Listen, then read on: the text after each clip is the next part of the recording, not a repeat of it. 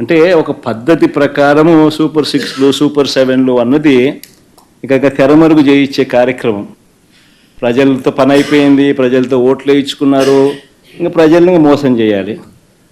మోసం చేయడానికి కూడా మళ్ళీ ఏంది, కనీసం ప్రజలకు మోసం చేసే కార్యక్రమమైనా కానీ కనీసం నిజాయితీతో అయా నేను నిన్ను మోసం చేస్తున్నాను అని కూడా చెప్పలేరు. మళ్ళా దానికి జగన్ కావాలా, ఎవడో ఒకరి మీద ఏలెత్తి చూపించాలా. కాబట్టి మళ్ళీ దానికి ప్లాట్ఫామ్ సెట్ చేస్తూ ఉన్నారు. బడ్జెట్ పెడితే ఎక్కడ నిజంగా అప్పులు ఎంత ఉన్నాయో, రాష్ట్రానికి ఎంత అప్పులు ఉన్నాయో చూపించాలి, తెలిసిపోతుంది.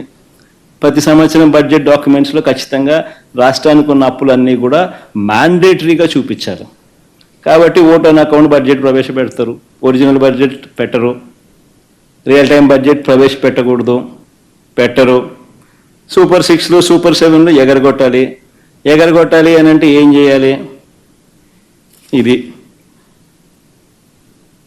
బాధగా ఉందంటాడు, ఆవేదనగా ఉందని అంటాడు, కానీ రాష్ట్రం క్లిష్ట పరిస్థితిలో ఉందంటాడు, భయం వేస్తుందని అంటాడు. నిజంగా ఈయన యాక్షన్ చూస్తూ ఉంటే దాన వీర శూర కర్ణలో ఎన్టీ రామారావు గారి యాక్షన్ మీరు చూసారో లేదో కానీ ఆ యాక్షన్ని మించిపోయాడు. రామారావు గారి యాక్షన్ నథింగ్.